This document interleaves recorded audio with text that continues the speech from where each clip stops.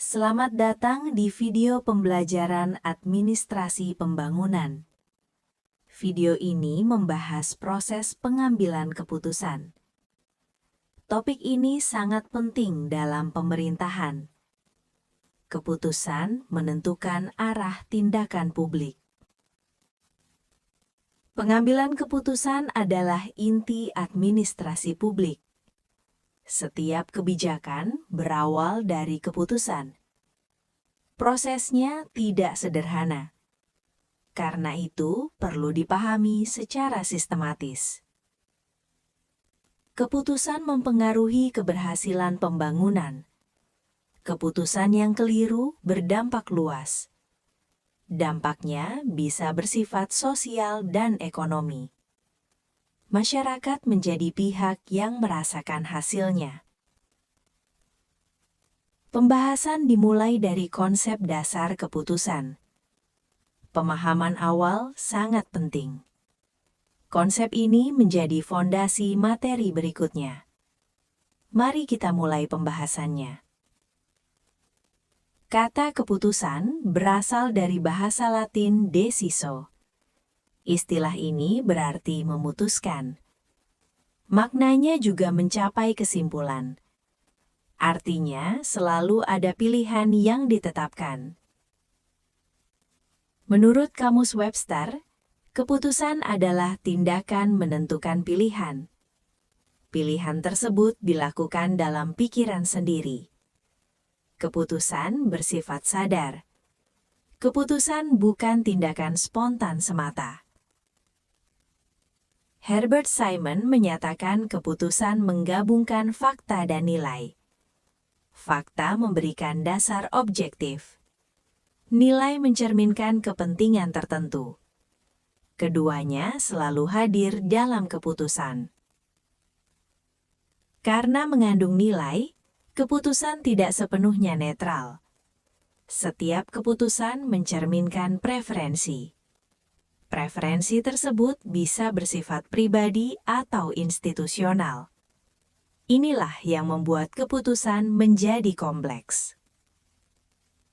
Pengambilan keputusan merupakan suatu proses. Proses ini bersifat dinamis. Keputusan bukan tujuan akhir. Keputusan adalah sarana mencapai tujuan.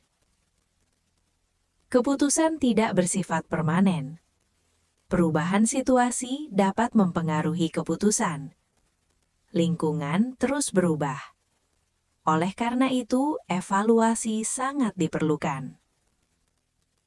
Keputusan bersifat prospektif. Artinya berorientasi pada masa depan. Dampak keputusan sering bersifat jangka panjang. Karena itu, perencanaan sangat penting. Situasi pengambilan keputusan selalu kompleks. Banyak faktor terlibat secara bersamaan. Setiap keputusan adalah komitmen. Komitmen ini mengikat organisasi. Pengambilan keputusan adalah aktivitas intelektual. Proses ini membutuhkan kewaspadaan. Imajinasi juga diperlukan. Penilaian menjadi unsur utama. Keputusan bersifat eksploratif. Keputusan juga bersifat spekulatif. Selain itu, keputusan bersifat evaluatif.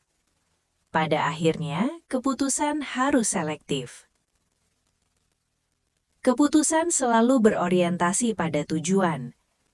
Tujuan menjadi arah utama tindakan. Keputusan juga berorientasi pada hasil. Hasil menentukan keberhasilan keputusan. Keputusan merupakan tindakan dan komitmen. Keputusan melibatkan banyak orang. Pelaksana menjadi pihak penting. Penerimaan pelaksana harus diperhatikan. Rasionalitas menjadi syarat utama keputusan. Keputusan harus logis. Keputusan juga harus realistis. Analisis membantu menjaga rasionalitas. Keputusan melibatkan dimensi waktu. Ada jeda antara keputusan dan dampak. Dampak tidak selalu langsung terlihat. Hal ini perlu diperhitungkan. Keputusan harus diambil secara rasional. Keputusan juga harus objektif. Bias tidak boleh masuk. Sikap pasif juga harus dihindari. Intuisi dapat menjadi dasar keputusan. Namun, intuisi bersifat subjektif. Karena itu, intuisi harus dikendalikan. Fakta tetap menjadi dasar utama. Pengalaman memperkaya sudut pandang keputusan. Pengalaman berasal dari praktik masa lalu. Otoritas memberi kekuatan formal. Keduanya saling melengkapi. Keputusan harus benar. Keputusan juga harus tepat. Selain itu, keputusan harus autentik. Artinya, dapat dipertanggungjawabkan. Langkah pertama adalah mendefinisikan masalah. Masalah harus dirumuskan dengan jelas. Kesalahan definisi sangat berbahaya. Karena itu, tahap awal sangat penting. Langkah berikutnya adalah menganalisis data. Data harus relevan dan akurat.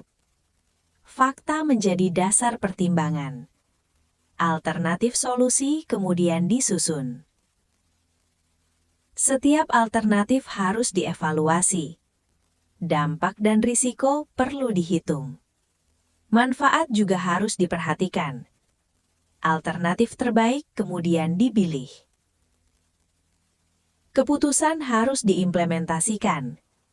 Implementasi adalah tahap eksekusi. Pelaksanaan menentukan keberhasilan. Tanpa implementasi, keputusan tidak bermakna. Keputusan memiliki berbagai jenis. Ada keputusan rutin dan strategis. Ada keputusan individu dan kelompok. Setiap jenis memerlukan pendekatan berbeda. Pengambilan keputusan sering menghadapi masalah. Prosedur panjang dapat menghambat proses. Prioritas sering sulit ditentukan. Bias menjadi kendala terbesar. Badan konsultatif membantu proses keputusan. Konsultasi memperkaya sudut pandang. Pendidikan dan pelatihan sangat penting. Kualitas keputusan dapat meningkat. Keputusan cerdas membutuhkan data yang relevan. Data membantu analisis objektif. Pengambil keputusan harus fleksibel. Kekakuan dapat menimbulkan kesalahan. Selanjutnya, kita masuk ke studi kasus. Kasus ini menunjukkan penerapan teori. Kasus ini bersifat aktual. Kasus ini relevan dengan Indonesia. Kasus yang dibahas adalah subsidi BBM. Kasus ini terjadi di tengah tekanan global. Tekanan ekonomi mempengaruhi kebijakan. Keputusan pemerintah menjadi sorotan. Pemerintah menghadapi fluktuasi harga minyak dunia. Nilai tukar rupiah juga tertekan. Beban fiskal semakin meningkat. Anggaran negara menjadi terbatas. Penghapusan subsidi dapat memperkuat fiskal negara. Dana dapat dialihkan ke sektor produktif. Pendidikan dan kesehatan menjadi prioritas. Namun dampak sosial harus diperhatikan. Inilah dilema pengambilan keputusan publik. Efisiensi fiskal berhadapan dengan keadilan sosial. Kedua tujuan sama-sama penting. Pemerintah harus menyeimbangkannya. Analisis menggunakan teori rasionalitas terbatas. Keputusan tidak sepenuhnya ideal. Data dan tekanan politik membatasi pilihan. Pemerintah memilih opsi paling realistis. Teori partisipatif menekankan keterlibatan stakeholder. Lembaga dan masyarakat perlu dilibatkan. Partisipasi meningkatkan legitimasi kebijakan. Resistensi sosial dapat dikurangi. Keputusan subsidi BBM bersifat kolektif. Presiden dan menteri terlibat. DPR juga memiliki peran penting. Koordinasi lintas sektor menjadi kompleks. Kebijakan ini mengurangi beban fiskal negara. Anggaran menjadi lebih efisien. Dana dapat dialihkan ke sektor produktif. Ini menjadi dampak positif utama. Namun, inflasi berpotensi meningkat. Daya beli masyarakat dapat menurun. Kelompok rentan paling terdampak. Ketimpangan sosial dapat melebar. Solusi kebijakan dirancang melalui STASDI. Program ini berbasis digital. Teknologi digunakan sebagai alat utama. Tujuannya meningkatkan efektivitas subsidi. STASDI menyalurkan subsidi tepat sasaran. Sasaran utama adalah masyarakat miskin. Data terverifikasi menjadi dasar. Keadilan sosial menjadi fokus utama. Data sosial dan ekonomi diintegrasikan. Data berasal dari berbagai lembaga. Keputusan berbasis data real-time. Bias kebijakan dapat dikurangi. Subsidi disalurkan melalui aplikasi digital. Penyaluran dilakukan secara langsung. Distribusi menjadi lebih transparan. Pengawasan dapat dilakukan secara real-time. Program diuji coba di beberapa provinsi. Pilot project dilakukan secara bertahap. Evaluasi dilakukan setiap periode. Hasil evaluasi menjadi dasar perbaikan. Edukasi publik menjadi bagian penting program. Masyarakat perlu memahami kebijakan. Komunikasi mencegah kesalahpahaman. Kepercayaan publik dapat terjaga. STASDI mengurangi kebocoran anggaran. Subsidi menjadi lebih efisien. Kepercayaan masyarakat meningkat. Program mendukung transisi energi. Keputusan publik harus rasional. Keputusan juga harus berkeadilan.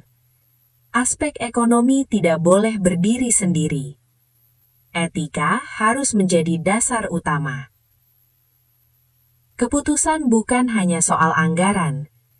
Keputusan menyangkut sosial dan moral. Keputusan menentukan masa depan bangsa. Pemimpin memikul tanggung jawab besar. Demikian pembahasan proses pengambilan keputusan. Materi ini menunjukkan kompleksitas kebijakan publik. Semoga materi ini bermanfaat. Terima kasih telah menyimak.